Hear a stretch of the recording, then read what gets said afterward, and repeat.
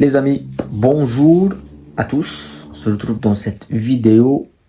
On va parler du Classico, match exceptionnel qui nous attend. Aujourd'hui à 21h chez nous et à 22h du Classico.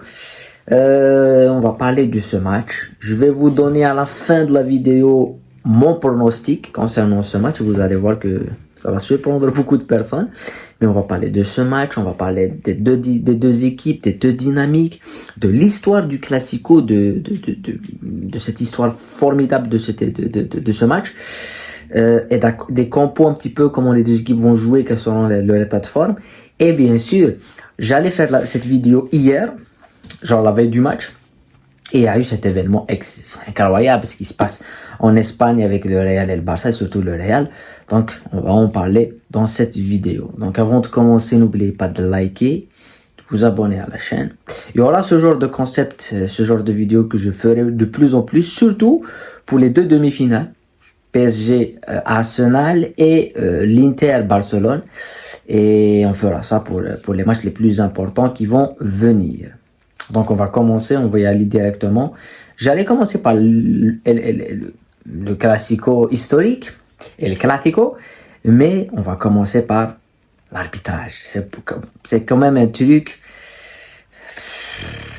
J'aime pas parler d'arbitrage. Dans mes débriefs, même si des fois, bon, il y a des fans du Real, que quand c'est le Real qui ne bénéficie pas de l'arbitrage, ça parle d'arbitrage. Quand c'est le Barça, c'est la même chose. Moi, je vais le dire quand je vais parler de l'historique, parce que je vais vous dire beaucoup de choses quand je vais parler d'historique. Mais ce qui m'intéresse beaucoup plus, c'est cet événement, parce qu'on a vécu quand même quelque chose d'incroyable en Espagne, avec Ricardo Burgos, qui est quand même l'arbitre basque ici, qui a été désigné depuis des mois, il prépare depuis des mois cette confrontation et ce Classico, qui a fait une conférence de presse d'avant-match qui est obligatoire. La conférence de presse, elle est obligatoire depuis 2022, je pense, ou 2020. Je pense que c'est 2022, où la conférence de presse des arbitres avant la Supercoupe et la Copa del Rey est obligatoire. Et il a parlé justement des menaces de harcèlement, surtout liées à ce que fait Real Madrid TV. Real Madrid TV, qui est le canal du Real de Madrid, que tout le monde connaît, peut-être il y en a beaucoup de fans du Real Madrid qui les suivent, sur les principales chaînes et tout. Et ils font ce que fait le Real Madrid TV, ce que je veux vous expliquer ici, parce que je veux bien qu'on soit d'accord, c'est que ce qu'ils font là, ils prennent chaque avant-match, ils voient l'arbitre, ils voient qui est l'arbitre, et ils font des séquences où ils décortiquent, comme ils le font ici, où ils décortiquent pour eux les erreurs d'arbitrage, et ils donnent une note à l'arbitre, et ils se disent, est-ce que c'est un arbitre qui avantage l'équipe adverse, ou c'est pourcentage de victoire. Voilà, ils font ça pour tous les matchs. Et c'est ce qui a conduit un petit peu cet arbitre, qui n'a pas parlé uniquement de ça, mais il a parlé de cette récurrence. Et le fait que beaucoup d'arbitres en Espagne, et après il y aura la déclaration de l'arbitre VAR, qui a dit que c'est maintenant, il y aura des choses qui vont être prises officiellement dans la semaine prochaine. Ça sera historique. Je pense qu'il y aura une grève des arbitres en Espagne. Moi, je le vois depuis des mois qu'il y aura une grève des arbitres en Espagne. Et le Real Madrid qui, après les déclarations et l'arbitre qui a fondu en larmes, parce que ça touche des familles, sa famille elle est touchée, donc il y a eu un harcèlement moral, il a quand même fondu en larmes, et après le Real Madrid, moi je pensais que quand on a vu il y a quelques mois, après le communiqué du Real, après le match d'Espanyol, ils ont fait un communiqué où ils ont dit l'arbitrage et tout. Sanchez, qui est l'arbitre officiel, on va dire l'arbitre A dans le comité d'arbitrage d'Espagne, il a déclaré que c'est quand même inadmissible ce que subissent certains arbitres comme pression, et que là, après ça, je vois le Real Madrid faire ça à la veille d'un Classico et l'arbitre fond en larmes, je me dis, on verra l'élégance peut-être du Real renaître, on verra un communiqué où ils s'excusent, où ils se disent non, on l'a pas fait exprès, et tout. Et ben non, ils disent on va pas jouer si cet arbitre est maintenu. Moi je me suis dit mais c'est pas normal. on parle de qui là? On parle de ce club? Parce que moi, je pense qu'on parle on parle de Albacete, on parle de Levante, on parle de Brescia, on parle du Real Madrid. Champion d'Europe en titre. C'est pas normal. C'est pas normal de se comporter comme ça. Et d'aller même boycotter la conférence de presse. Je pense qu'ils se sont entraînés. Je pense qu'ils se sont entraînés. Parce qu'ils ont boycotté les entraînements. Moi, je pense qu'ils se sont entraînés dans des salles de sport et tout. Ils vont le faire. On connaît ces paradigmes en Afrique, on les connaît.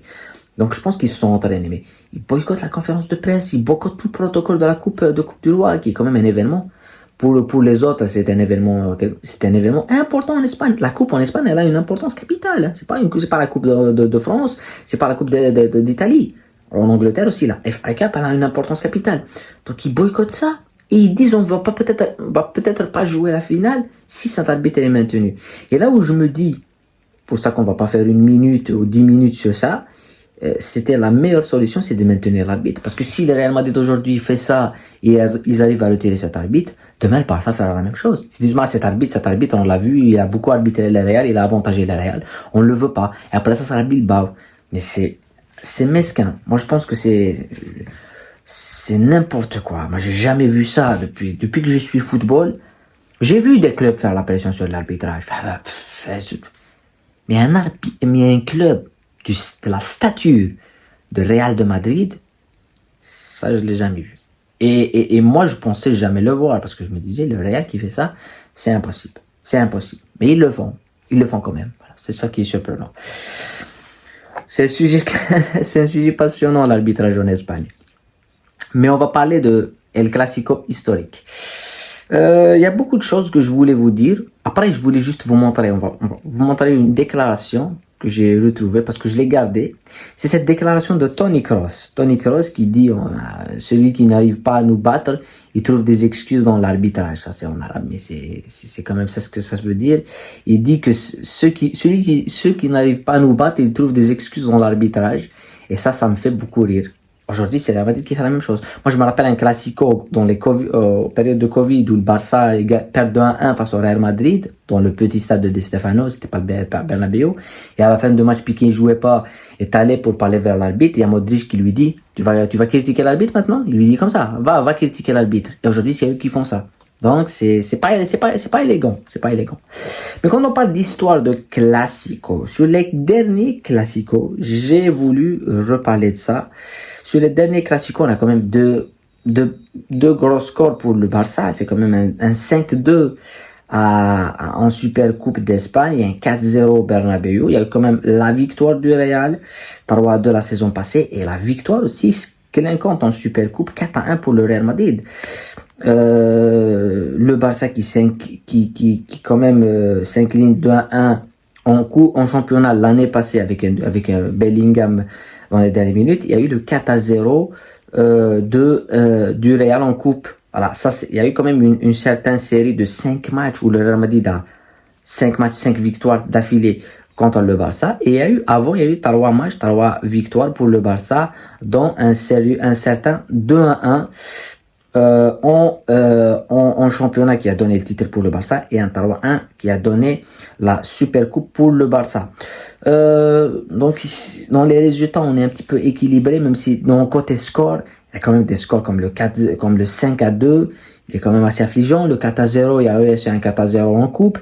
Mais le problème, c'est que on parle d'une équipe du Barça qui largement, quand on voit sur le papier, moi je parle sur le papier, qui est largement inférieur au Real de Madrid. Voilà, quand tu vois la valeur du Real, c'est presque 200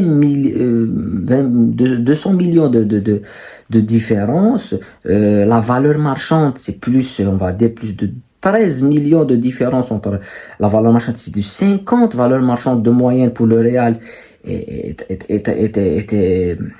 39 millions de valeurs marchandes. T'as la moyenne d'âge chez le Barça qui sont beaucoup plus jeunes avec 25 ans contre 27 ans pour le Real. Joueur en équipe nationale, le Real est supérieur. Joueur en équipe nationale jeune, et c'est là où on voit la force du Barça, c'est cet aspect formateur. Ils ont 8, le Real en a que 1. Joueur étranger, et c'est ça aussi qu'on voit la différence. 17 joueurs étrangers pour le Real, 8 seulement pour le Barça. Et les nombres de licenciés dans un club, c'est le Barça qui est supérieur. Donc, le Barça est beaucoup plus structuré sur la formation, donc c'est logique qu'ils ont beaucoup plus de licenciés. Mais quand on parle de coupe, il y a quand même quelque chose que je voulais vous montrer. Quand on parlera de coupe et quand on parlera un petit peu de ce match, il y a quand même, moi je pense que on va parler de la Coupe du Roi, ces deux événements, il y a deux finales. Ça c'est quand même le match, on va en reparler après, c'est la dernière confrontation. Mais quand même en Coupe du Roi, les deux derniers matchs de Coupe du Roi, le Real Madrid, deux finales de Coupe du Roi face au Barça. Le Real Madrid s'était imposé en 2011 où le Real Madrid empêche le Barça d'avoir un triplé avec le but de Cristiano Ronaldo en prolongation dans les buts de Pinto. Et là, le Real Madrid a fait quand même une top performance parce que battre le Barça qui était invincible, ce même Barça qui lui aura mis 5 buts, c'était une performance exceptionnelle. Moi, beaucoup de personnes ne le savent pas, mais je l'ai dit, je l'ai répété. Dans cette saison-là, en novembre, quand le Barça claque 5-0 face au Real Madrid, j'étais fan du Real. J'étais pour Mourinho, j'étais pour Ronaldo. Mais voir, moi, ce que j'ai vu de ce Barça cette saison-là, c'est-à-dire que 2011-2012, c'était pour moi la meilleure équipe de tous les temps. C'est pas moi qui le dis, c'est tout le monde qui le dit. Parce que ça jouait au foot d'une façon exceptionnelle. Et le Real Madrid a quand même réussi à les battre en finale avec un but. C'est vrai qu'ils ont défendu bloc bas, garé le but, c'est tout ce que fait Mourinho, ce qu'il a fait avec l'Inter pour éliminer le Barça. Mais au final, ils les ont battus. Et en 2014, dans une autre finale de Coupe du Roi, là, c'est l'exploit de Gareth Bale qui va éliminer Bartra, sortir du truc et mettre un but pour une victoire du Real de Madrid 2-1. Donc, sur les deux dernières finales de la Copa, le Real Madrid est supérieur. Moi, je les ai vus, ces deux équipes, ces deux finales, et sincèrement, autant sur 2014, ils ont une équipe beaucoup plus meilleure. Le Real Madrid, en 2014, ils avaient une équipe beaucoup plus meilleure que le Barça, qui était plutôt en fin de cycle, avec surtout une défense vieillissante, et on l'a vu, Bartra en finale, Puyol qui était fini, t'as eu un problème de latéral avec le départ de Eric Abidal et tout. Donc, t'as une équipe, et on attaque aussi, t'as la fin d'un cycle pour une domination exceptionnelle pour le Barça qui, sur 4 ans, 5 ans, ils avaient 6 titres et 5 titres sur 2 saisons. Donc, ils avaient raflé tout.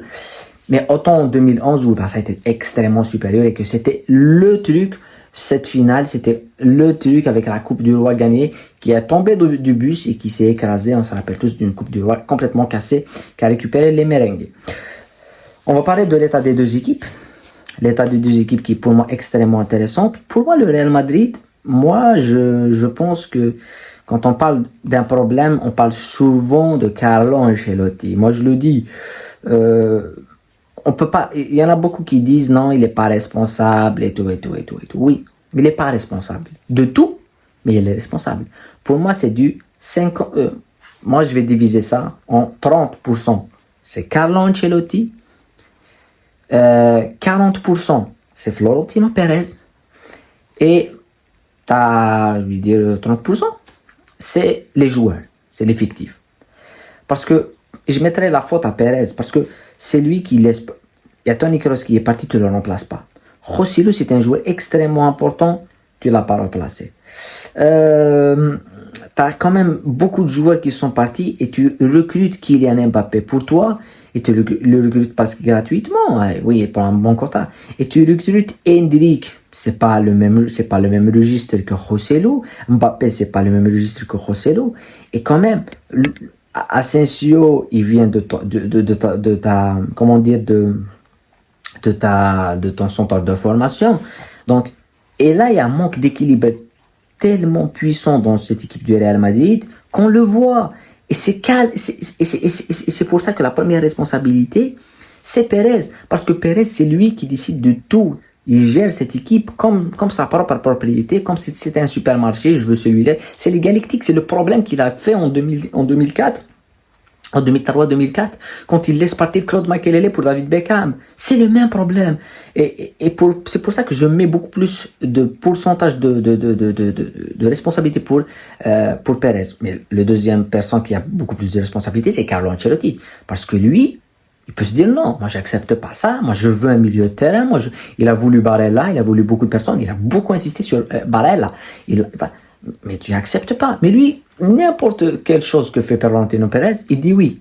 Oui, je suis tout à fait d'accord avec vous, président. Ramenez-moi celui-là. Il y a un manque d'équilibre, je vais me débrouiller.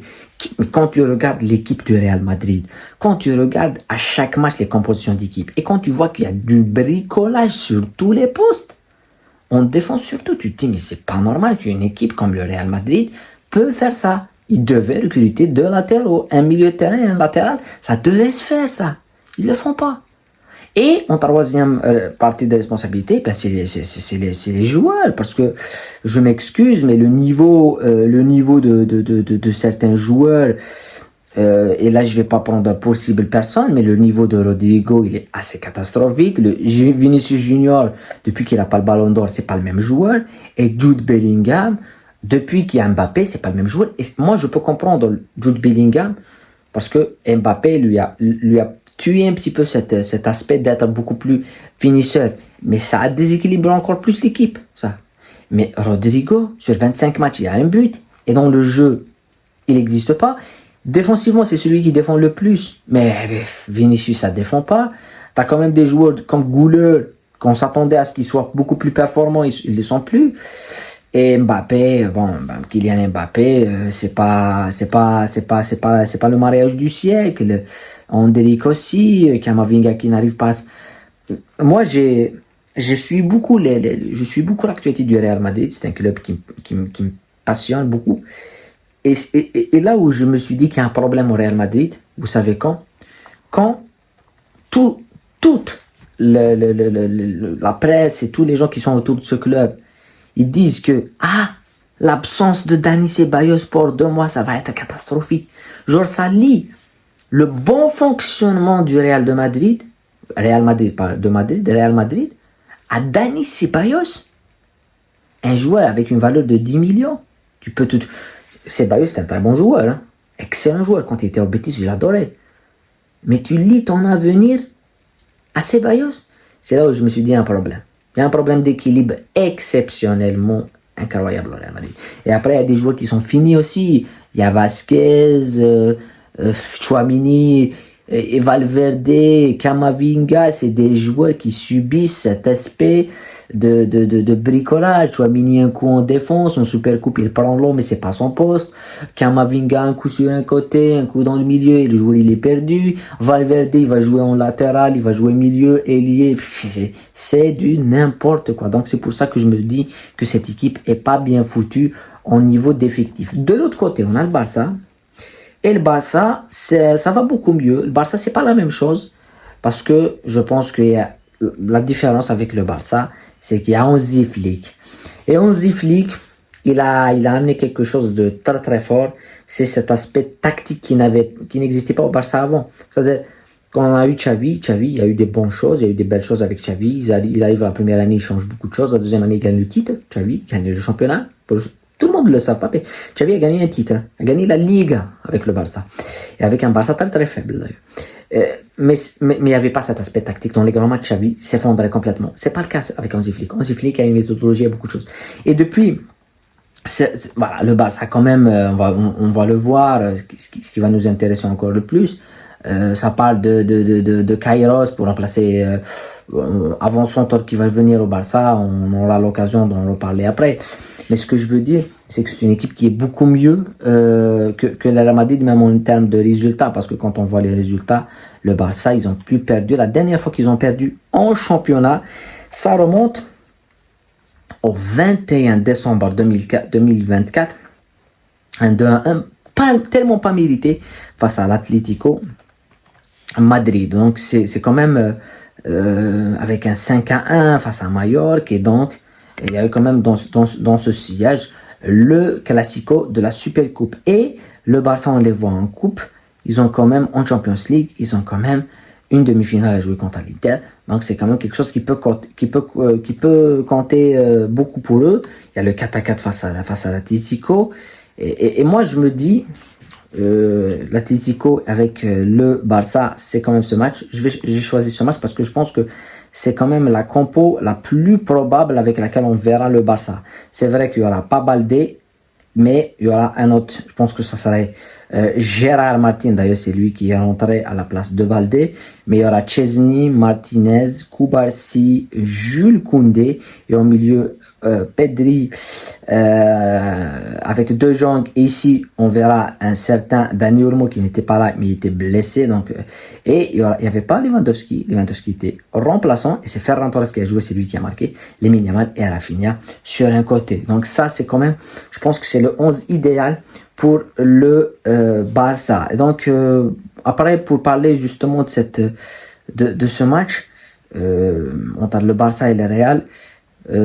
Quand on parle de compo, je pense que ça serait comme ça. L'idéal, c'est ce que j'avais dit il y a quelques minutes, c'est ce que j'ai avec un Barcelone qui a quand même deux absences. C'est l'absence de Lewandowski, mais pour moi l'absence la plus importante au Barça, c'est l'absence de Alejandro Balde.